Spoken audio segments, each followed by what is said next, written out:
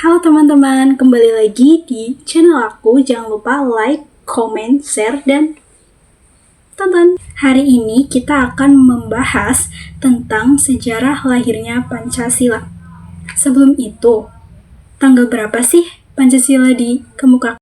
Dan siapa sih yang pertama kali menemukan Pancasila? Seperti yang kita ketahui, pada tanggal 1 Juni diperingati dengan hari lahirnya Pancasila. Karena pada tanggal 1 Juni 1945, Presiden pertama kita, dalam pidatonya, Insinyur Soekarno merumuskan tentang dasar negara Indonesia merdeka yang diberi nama dengan Pancasila. Sejarah lahirnya Pancasila tentu tidak dapat dipisahkan dengan sejarah bangsa Indonesia. Kekalahan Jepang dari sekutu pada Perang Pasifik. Jepang berusaha mendapatkan dukungan Indonesia. Jepang menjanjikan kemerdekaan Indonesia. Realisasi janji kemerdekaan kepada Indonesia, pada 1 Maret 1945, Jepang membentuk suatu badan, BPUPKI, yang dikenal di Jepang Dokuritsu Jumbi Chosakai. Pada 29 Mei sampai 1 Juni 1945, BPUPKI mengadakan sidang pertama yang membahas tentang dasar negara. Ketua BPUPKI menyatakan perlunya suatu dasar negara. Menjawab permintaan Ketua BPUPKI dalam sidang pertama, tokoh pendiri bangsa mengusulkan rumus dasar negara Indonesia. Yang pertama, Muhammad Yamin. Usulan rumusan dasar negara Indonesia berisi 1 peri kebangsaan, 2 peri kemanusiaan, 3 peri ketuhanan, 4 peri kerakyatan, dan 5 kesejahteraan sosial. Yang kedua, Mr. Supomo. Usulan rumusan dasar negara Indonesia yang berisi 1 persatuan, 2 kekeluargaan, 3 keseimbangan lahir dan batin, 4 musyawarah, dan yang kelima, keadilan rakyat. Yang ketiga, Insinyur Soekarno. Usulan rumusan dasar negara Indonesia berisi 1 kebangsaan Indonesia, 2 internasionalisme atau peri kemanusiaan, 3 mufakat atau demokrasi, 4 kesejahteraan sosial, dan yang kelima, ketuhanan yang berkebudayaan.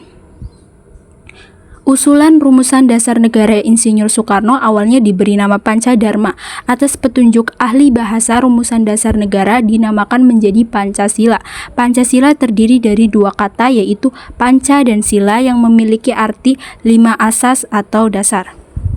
Nama anggota Panitia 8 terdiri dari 1 Insinyur Soekarno, 2 Muhammad Hatta, 3 Mr. Suetarjo Kartohadikusumo, 4 Kiai Haji Wahid Salim, 5 Ki Bagus Hadikusumo, 6 Otto Iskandar Dinata, 7 Muhammad Yamin, dan yang ke-8 Alfred Andre Maramis. Setelah Panitia 8 bekerja, meneliti, dan berusaha merumuskan, terjadi perbedaan pendapat di antara para anggota. Anggota yang beragama Islam menghendaki bahwa negara bersyariat Islam. Anggota nasionalis menghendaki bahwa negara tidak berdasarkan hukum agama tertentu. Panitia 9 bersidang pada tanggal 22 Juni 1945. Panitia 9 mencapai satu persetujuan tentang rancangan pembukaan hukum dasar. Sidang berjalan alot karena terjadi perbedaan paham tentang rumusan dasar negara. Rancangan pembukaan hukum dasar oleh Insinyur Soekarno. Rancangan pembukaan hukum dasar ini diberi nama Mukaddimah. Oleh Muhammad Yamin diberi nama Piagam Jakarta, oleh Sukiman diberi nama Gentleman Agreement.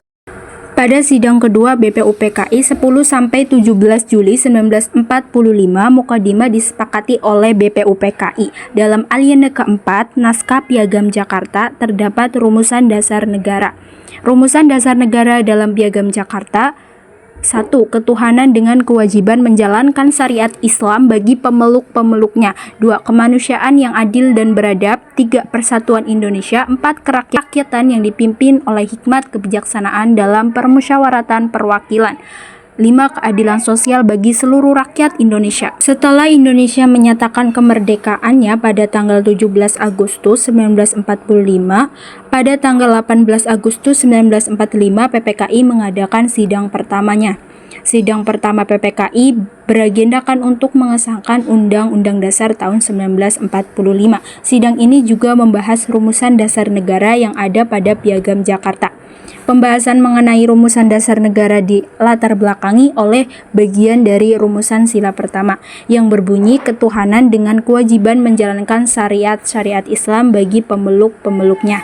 Menanggapi keberatan tersebut, Muhammad Hatta mengajak Ki Bagus Hadikusumo, Kiai Haji Wahid Hasyim, Kasman Singodimedjo, Tengku Muhammad Hasan untuk mengadakan suatu rapat pendahuluan. Menghindari perpecahan, pendiri bangsa sepakat menghilangkan bagian kalimat tersebut dan menggantikan dengan rumusan ketuhanan yang Maha Esa.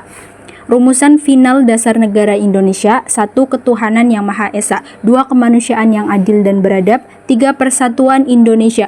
4. Kerakyatan yang dipimpin oleh hikmat kebijaksanaan dalam permusyawaratan perwakilan. 5. Keadilan sosial bagi seluruh rakyat Indonesia. Soekarno pernah mengatakan, "Aku tidak mengatakan bahwa aku menciptakan Pancasila.